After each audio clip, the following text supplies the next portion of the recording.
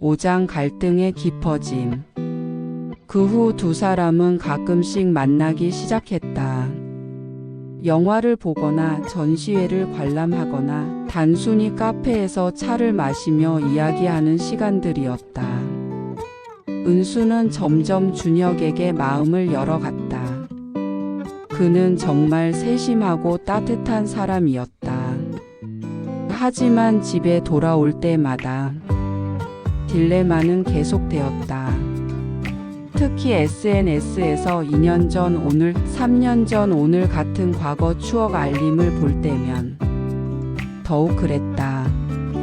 민수와 함께 웃고 있는 자신의 모습을 보면서 내가 그를 배신하고 있는 건 아닐까? 라는 생각이 들었다. 어느 날 준혁과 한강공원을 산책하고 있을 때였다.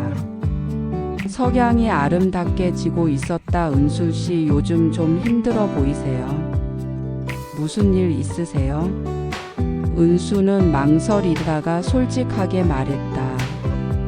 준혁씨와 시간을 보낼 때는 정말 행복해요. 오랫동안 잊고 있었던 감정들을 다시 느끼고 있어요. 하지만 그럴 때마다 남편에 대한 죄책감이 들어요. 제가 너무 빨리 잊어버리는 건 아닐까 하는 생각이요. 준혁은 잠시 말없이 강물을 바라보더니 천천히 입을 열었다.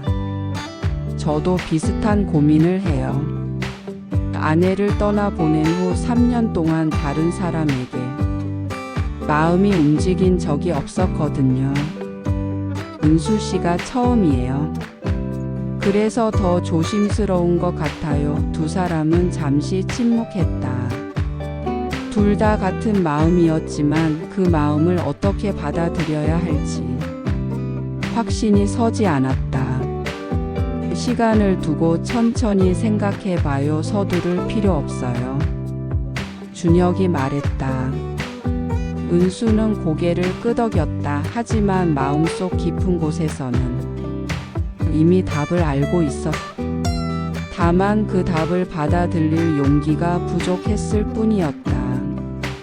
그날 밤 은수는 민수의 사진 앞에 앉아 혼자 중얼거렸다. 여보, 어떻게 해야 할까요? 당신이라면 뭐라고 하실까요? 사진 속의 민수는 여전히 환하게 웃고 있었다. 하지만 대답은 주지 않았다. 6장 타임캡슐의 선물. 은수의 63번째 생일을 며칠 앞둔 어느 날 예상치 못한 이메일이 도착했다. 발신자는 딸 민서였다. 제목: 긴급 아빠의 타임캡슐 메일에 대해. 내용: 엄마 안녕하세요. 갑작스러운 메일이지만 중요한 내용이라 바로 연락드려요. 아빠가 생전에 TIMEC APS ULE MAIL 서비스를 이용해서 엄마의 63번째 생일에 전달되도록 메일을 예약해 두셨던 것 같아요. 그런데 시스템 오류로 인해 예정보다 일주일 일찍 발송되었다는 연락을 받았어요. 아마 곧 아빠의 메일이 도착할 텐데 미리 말씀드리는 게 좋을 것 같아서요. 저도 내용은 모르지만 아빠가 엄마를 얼마나 사랑하셨는지 아니까. 마음 준비하시고 받아보세요. 사랑해요. 엄마. 민서. 올림. 은수는 메일을 읽고 가슴이 쿵 내려앉았다. 민수가 타임캡슐 메일을? 그녀는 알림 소리가 날 때마다 깜짝깜짝 놀랐다. 이틀 후 정말로 그 메일이 도착했다. 발신자 민수. 제목: 내 사랑 은수에게 마이너스. 63번째 생일 축하해. 은수는 손이 떨려서 메일을 열기가 힘들었다. 심호흡을 몇 차례 하고 나서야 클릭할 수 있었다. 내 사랑하는 은수에게 이 메일을 읽고 있다는 것은 내가 이미 당신 곁에 없다는 뜻이겠죠. 당신의 63번째 생일을 축하해요. 비록 함께 할 수는 없지만 마음만은 늘 당신과 함께 있어요. 이 편지를 쓰는 지금 나는 당신이 내가 없는 세상에서 어떻게 지내고 있을지 걱정이 됩니다. 우리가 함께한 시간들이 너무 행복했기에 당신도 나처럼 그 기억에만 머물러 있지는 않을까 걱정이 되어요. 하지만 은수야, 나는 당신이 그런 삶을 살기를 원하지 않아요. 당신은 아직 충분히 아름답고 사랑받을 자격이 있는 사람이에요. 만약 당신에게 새로운 인연이 찾아온다면 주저하지 마세요. 첨부된 영상을 보세요. 당신을 위해 준비한 마지막 선물이에요. 언제나 당신을 사랑하는 민수가. 은수는 눈물을 흘리며 첨부된 영상 파일을 클릭했다. 화면에 민수의 얼굴이 나타났다. 조금 야윈 모습이었지만 눈빛은 여전히 따뜻했다. 은수야, 이 영상을 보고 있다는 것은 내가 당신을 먼저 떠났다는 뜻이겠지요. 미안해요. 약속을 지키지 못해서. 영상 속 민수는 잠시 말을 멈췄다가 다시 이어갔다. 당신과 함께한 30년이 내 인생에서 가장 행복한 시간이었어요. 당신이 아침에 커피 내리는 소리로 눈뜨고 당신의 웃음소리로 하루를 마감하는 일상이 얼마나 소중했는지 몰라요. 은수는 화면을 보며 흐느꼈다. 하지만 은수야, 내가 바라는 것은 당신이 그 기억 속에만 머무르는 것이 아니에요. 당신의 무대는 아직 끝나지 않았어요. 당신이 다시 웃고 사랑하고 행복해하는 모습을 보는 것이 내가 바라는 거예요. 민수는 카메라에 더 가까이 다가오며 말했다. 만약 당신에게 새로운 사람이 나타난다면 나 때문에 망설이지 마세요.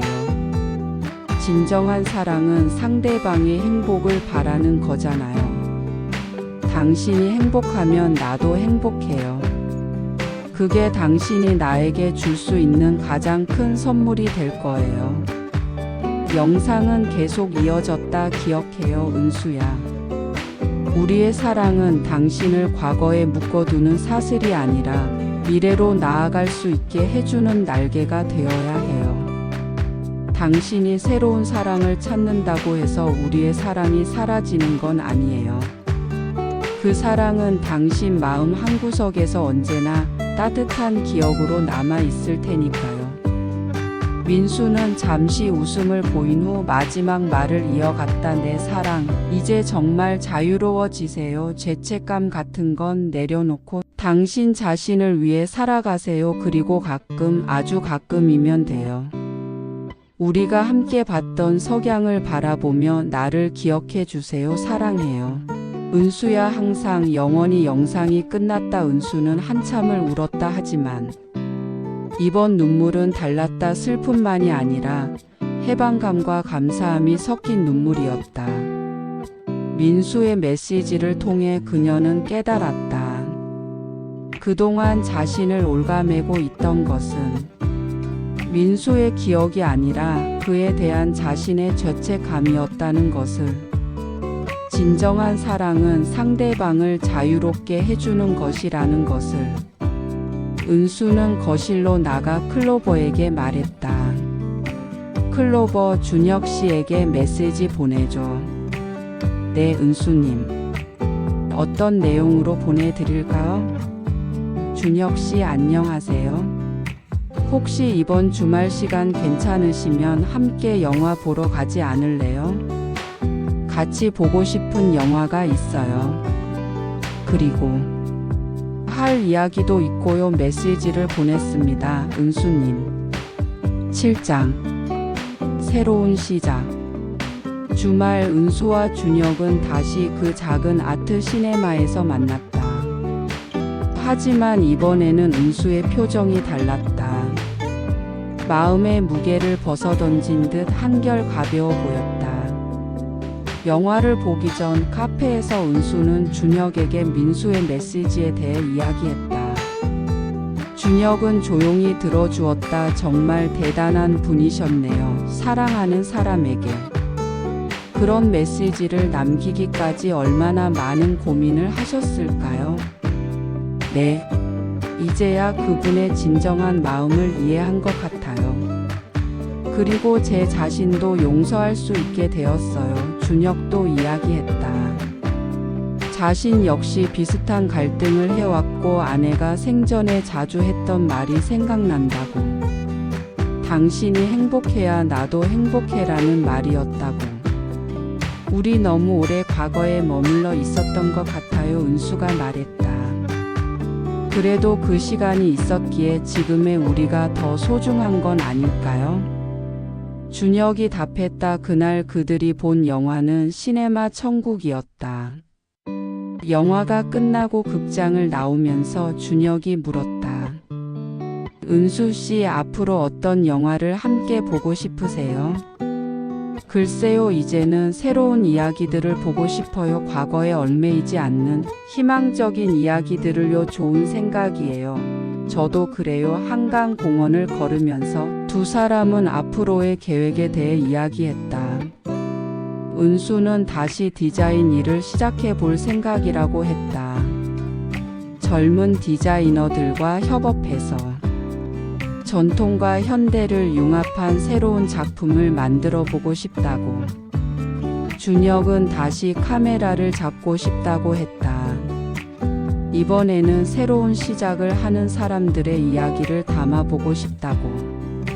석양이 지고 있었다. 한강 위로 노을이 아름답게 펼쳐져 있었다. 예전에는 석양을 보면 하루의 끝이라는 생각만 했어요. 뭔가 슬프고 쓸쓸한 시간이라고만 생각했죠. 은수가 말했다. 지금은 어떠세요? 지금은 새로운 밤이 시작되는 시간이라는 생각이 들어요. 그리고 내일 아침이면 또 새로운 해가 떠오르겠죠. 준혁은 은수의 손을 살짝 잡았다. 은수는 그 손을 피하지 않았다. 에필로그 디지털 노을이 지는 자리에서 6개월 후 은수와 준혁은 정식으로 연인이 되었다. 은수는 젊은 디자이너들과 함께 작은 아트리에를 열었고 준혁은 그녀의 작업 과정을 다큐멘터리로 기록하기 시작했다. 어느 날 저녁 둘이 은수의 집에서 함께 저녁을 먹고 있을 때 거실 벽면의 디스플레이에서 2년 전 오늘의 알림이 떴다. 민수와 은수가 함께 찍은 사진이었다. 괜찮아요? 준혁이 걱정스럽게 물었다. 은수는 사진을 보며 잠시 미소를 지었다. 괜찮아요. 이제는 그분도 저를 응원해 주시는 것 같아요. 클로버가 말했다. 은수님, 민수님의 타임캡슐 메일함에 새로운 메일이 예약되어 있습니다. 1년 후 전달 예정인데 미리 확인하시겠어요? 아니야, 클로버 그때 되면 받아볼게. 그때가 되면 또 필요한 말씀을 해주실 거야. 준혁이 은수의 어깨를 가만히 감쌌다. 당신 남편분은 정말 대단한 분이에요. 사랑하는 사람을 진정으로 자유롭게 해주는 게 얼마나 어려운 일인지. 그렇죠. 그분 덕분에 저는 새로운 사랑을 받아들일 용기를 얻었어요. 창밖으로 또다시 노을이 지고 있었다. 하지만 이번 노을은 끝이 아니라 새로운 시작을 알리는 신호 같았다. 디지털 기기들이 가득한 현대의 집에서 두 사람은 기술이 가져다준 연결과 과거의 따뜻한 메시지에 감사하며 미래를 향해 걸어갔다. 은수는 태블릿을 집어들어 일기를 썼다. 오늘의 노을은 유독 아름다웠다. 과거의 아름다운 기억들과 현재의 새로운 사랑, 그리고 미래의 희망이 모두 조화를 이루는 것 같았다. 디지털 세상 속에서도 진정한 인간의 감정과 사랑은 변하지 않는다는 것을 깨달았다. 민수, 당신 고마워요. 그리고 준혁 씨, 새로운 시작을 함께 해줘서 고마워요. 일기를 다 쓰고 태블릿을 내려놓은 은수는 준혁과 함께 소파에 앉아 내일 볼 영화에 대해 이야기했다. 거실에는 따스한 웃음소리가 다시 울려 퍼졌다. 디지털 노을이 지는 그 자리에서 새로운 사랑이 시작되고 있었다. 끝. 독자들에게 진정한 사랑은 상대방을 소유하는 것이 아니라 자유롭게 해주는 것이다. 그리고 상실 후에 찾아오는 새로운 사랑은 과거를 부정하는 것이 아니라 과거의 사랑이 우리에게 준 성장과 용기로 만들어지는 것이다.